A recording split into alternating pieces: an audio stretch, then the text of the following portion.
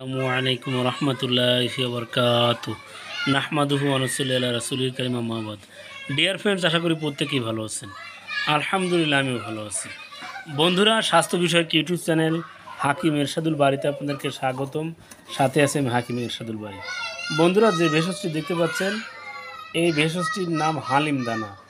তাল মাখা ভেবে ভুল করবেন না। বন্ধুরা, এই তাল মাখনা আর হালিম দানার মধ্যে পার্থক্য হচ্ছে, এই হালিম দানা একটু চিকন চিকন দানা হয়, আর তাল মাখনাটা একটু চ্যাপ্টা।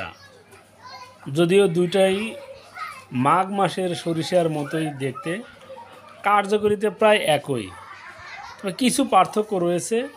বন্ধুরা, যে সকল যুবক ভাইয়ের প্রস্রাবে ইনফেকশন রয়েছে, প্রস্রাবের নালিতে কিটকিট করে কামড়ায়, প্রস্রাবের নালিতে পুজের মতো বের হয়, সেই সাথে বীর্য একেবারেই পাতলা, একটু আলিঙ্গন চুম্বন করতে না করতেই বীর্যপাত হয়ে যায়, তাদের জন্য এই হালিম দানা একটু মহা ঔষধ, মহাভেষজ।